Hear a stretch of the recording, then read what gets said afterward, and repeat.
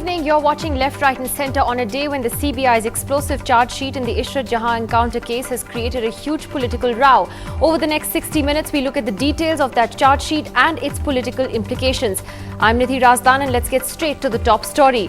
The CBI today filed its first charge sheet in the Ishrat Jahan encounter case, in which it has booked senior Gujarat police officers and strongly indicted the Intelligence Bureau without charging anyone yet. The charge sheet filed before an Ahmedabad court says that it was a fake encounter in which Ishrat, a 19-year-old college student, was kidnapped along with 3 men, confined, sedated and then shot dead in cold blood in a joint operation conducted by the State Police and the State Intelligence Bureau. The charge sheet does not go into whether any of those killed were terrorists. 7 Gujarat police officers have been booked for murder, including PP Pandey, the then head of the crime branch, and DG Vanzara, the then DCP crime. The agency told the court that senior IB officer Rajinder Kumar and 2 other intelligence officers were involved and has asked for more time to investigate their roles. The CBI says that in a meeting on the 14th of June in 2004, Pandey, Vanzara and Rajinder Kumar plotted the fake encounter and in fact argued amongst themselves, since one of them did not want to go through with it at all. The charge sheet goes on to say the weapons were planted on Ishrat and the others, weapons which the cops procured from the IB. The agency says it has 179 witnesses and that it will file a supplementary charge sheet perhaps in 1 month. In a statement later, the CBI also said its charge sheet is based on evidence, not on politics. However, the BJP clearly doesn't see it that way. It has strongly attacked the CBI's charge sheet today, saying it raises more questions than answers. And such is the nature of functioning of the IB that at least once in a week, any briefing or any input given to states or information shared to states are briefed to the Prime Minister himself. And if this is the way the institutional process of IB works, all the information which has been shared with the Gujarat police are not done at the personal level but at an institutional level, and that would have been simultaneously briefed even to the Prime Minister. Was it briefed at all? Were these inputs which have been given to the Gujarat police as regards this particular encounter shared with the Prime Minister at all? Well, we'll have much more from the BJP in the next 60 minutes. Let's go across to my colleague Sunetra Chaudhary for more on that charge sheet. Sunetra, this has been a very, very contested case because it had led to an open war between the CBI and the Intelligence Bureau. And at the end of the day, there was an impression that the Ministry of Home Affairs was trying to intervene and pressurize the CBI into diluting this charge sheet. But at the end of the day, it seems to be a pretty strong indictment of the IB, even though no one has actually been booked yet. No doubt about it. Right from the word go, the CBI charge sheet just builds it up. In fact, even if you look at their press release, and as we know as journalists, CBI is very, they're very cagey in their press releases, not naming anybody. But here, even in the press release, they say Gujarat police and another agency, officials of another agency are totally involved and they plotted.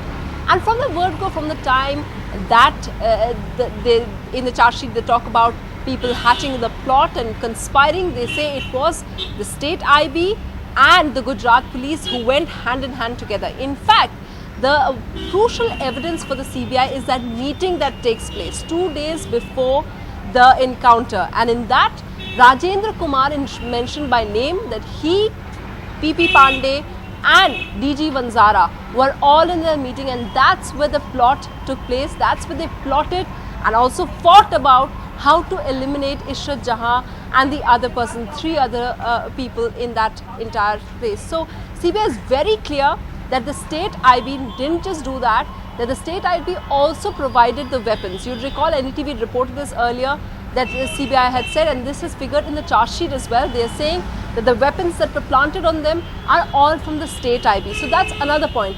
And then of course they say till the last minute, the police took them there in their own cars so that it looks very real.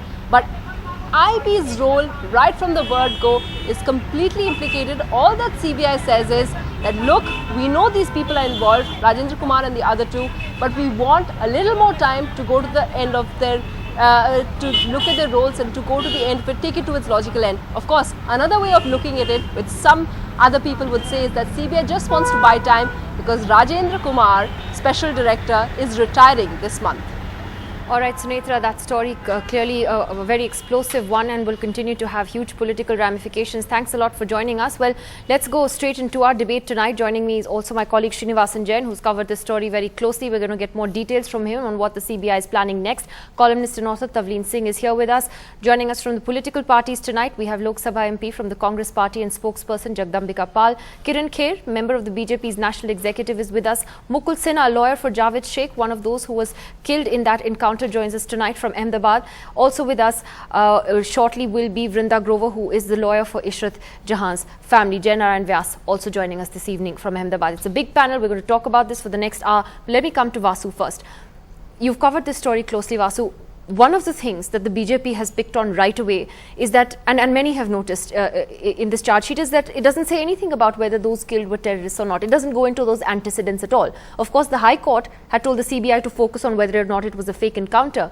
But what is the CBI saying on background on this? Why didn't they get into that? Isn't that important too?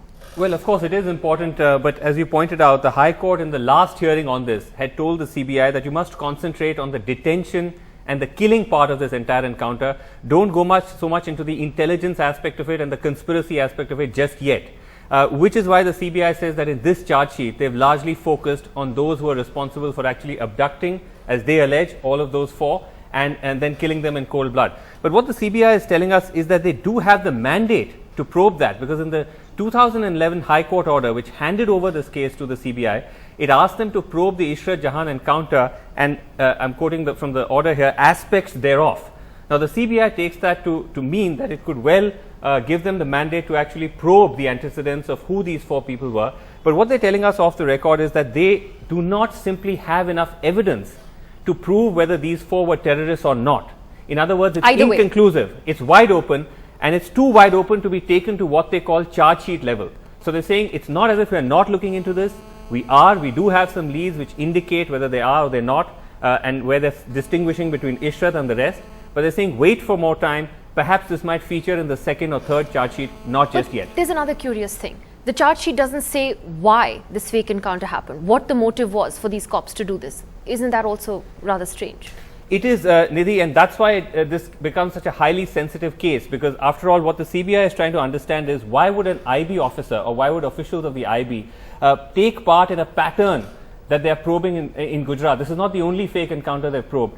There have been at least 3 other encounters which follow an exactly similar pattern, where those who are allegedly coming to kill Narendra Modi are killed in fake encounters. So who stands to benefit from that?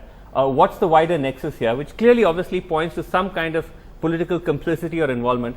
Those are aspects which they're holding back on because, as they say, they don't have conclusive evidence. They do have some which they've shared with us and which we've reported in the past, but not enough to be actually mentioned in the charge sheet. So let me take this to the BJP and to Kirron Kher first. Kirron Kher, isn't this in a sense an indictment then of those in charge of the police in Gujarat at the time? The fact that so many senior Gujarat police officers have been charge sheeted today for what the CBI is saying is a fake encounter does raise questions on what the home ministers at the time of the state were doing, which is Mr. Modi and Amit Shah. Although, of course, they haven't been named in this charge sheet, but it will raise those questions.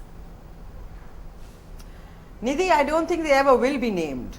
I mean, there is a large industry that has grown around keeping perceptions alive about whether Mr. Modi and Mr. Amit Shah are in any way involved in killings of people who belong to the minority community. And unfortunately, this will continue this whole year, and it's going to only intensify because they don't have a shred of evidence against them. And if they say that who ordered this, where were these intelligence outputs from, then these intelligence outputs are from the IB and the Union government's home ministry and the PMO's office is who these people report to. So they were responsible for passing on this information to the Gujarat government.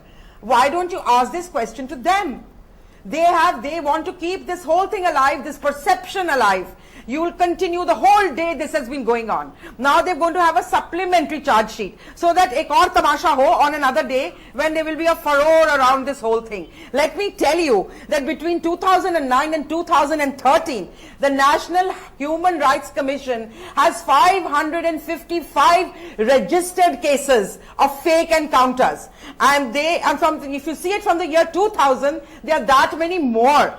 UP 138, Andhra Pradesh 11, Manipur 62, Assam 52, Doesn't West make any Bengal of them 35, right. But it Bihar doesn't make 14. any of them right. I If want they are to say- fake encounters in all these states, they're wrong. They shouldn't obviously happen. doesn't. Nidhi, let me complete. But Kirron, Kher, let me complete. let's talk What about I'm coming this case. to is that how come none of these are being investigated? My point is that how come only Gujarat encounters are getting this huge investigation and people looking into it? It's a People like court-monitored Mukul probe. Sinha It is a keeping this court-monitored industry alive. investigation. Kirron Kher, it is a Gujarat High Court Yes, monitored and investigation. Every time the court goes against Tista and Mukul and associates, they get the judge changed. Or that is why it has taken so many years. It's never going to come to conclusion. No SIT has found anything against Mr. Modi so far.